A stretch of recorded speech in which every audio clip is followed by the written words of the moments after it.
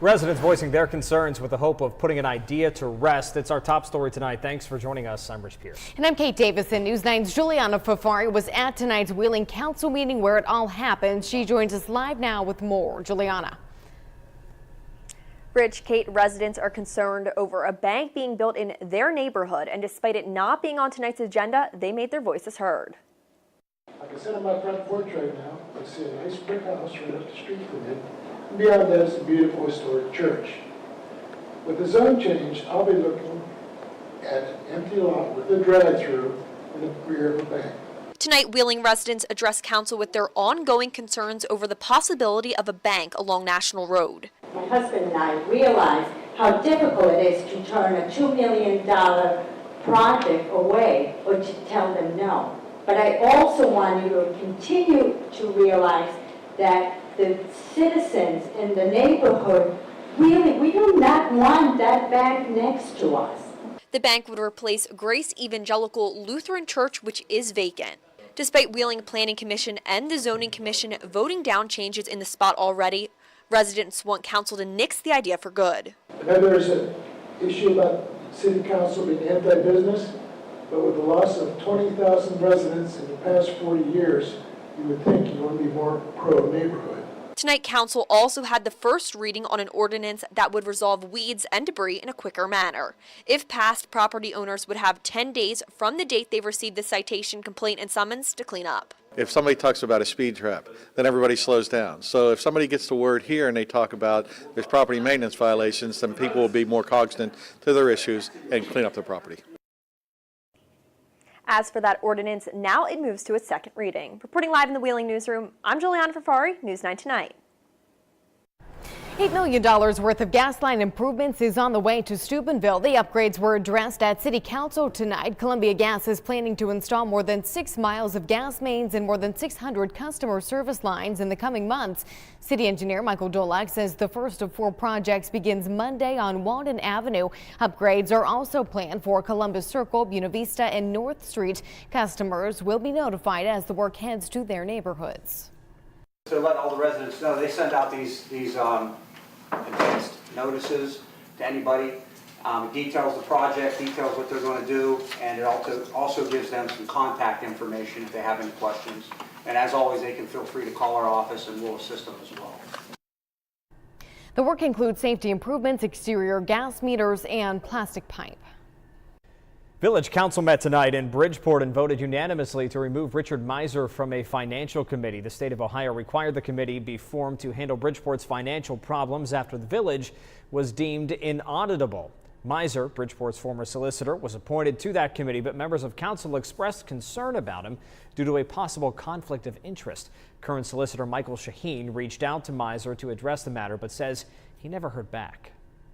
We need people that everybody can work with, everybody can rely upon, and whether or not their fears or concerns about the conflict is accurate, I can't have that appearance because I need to get this done. We need to keep this village afloat. So I'm more interested in solving the problem than fighting about the personnel on the committee. The council's decision tonight will need to be approved by Governor Mike DeWine before Miser is officially removed from that committee. A major water line break in Payton City today sent a geyser into the air. Take a look at this video sent to us by a viewer of that break behind the Dollar General on 7th Street. We're told a paving company working along Payton Fork struck a major feed line to a city water tank. Service out for many residents throughout the day, but it's since been restored. A 48-hour boil order is now in effect. A Bethlehem police officer is in jail facing charges of stalking and violation of a protective order. Daniel Eastham turned himself in and is being held on $50,000 cash-only bond at the Northern Regional Jail.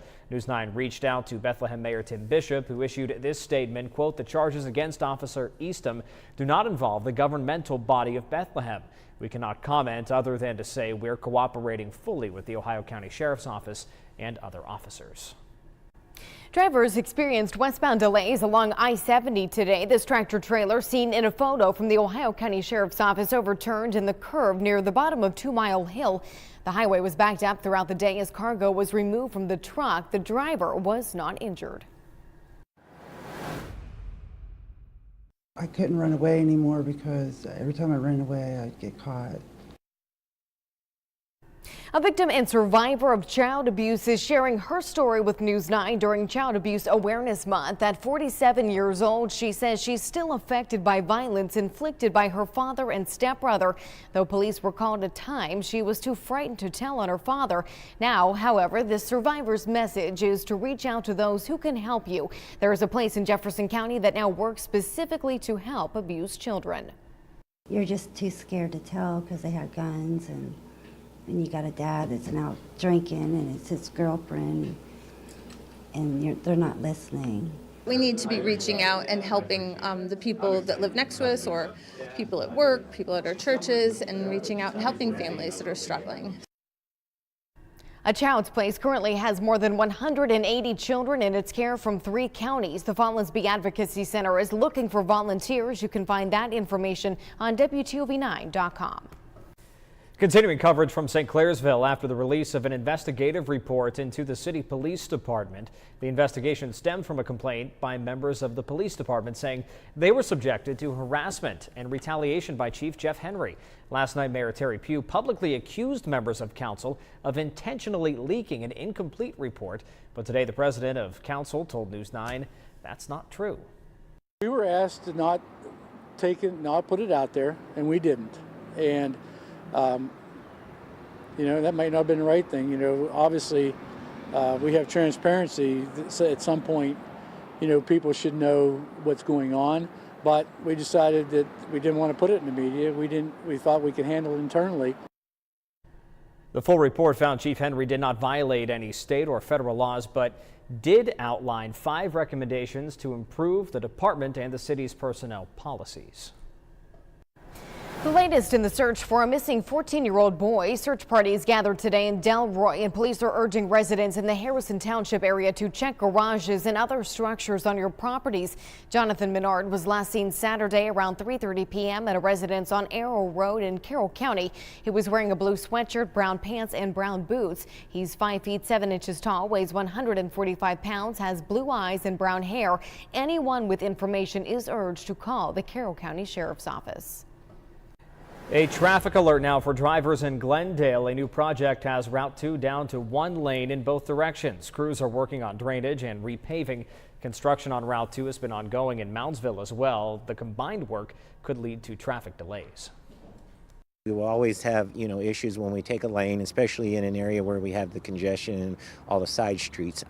The paving will be completed at night to minimize the cross traffic on the new pavement. During the day, the drainage work will be done. Engineers are asking for patience and say the inconvenience will be worth it when that work is done at the end of May.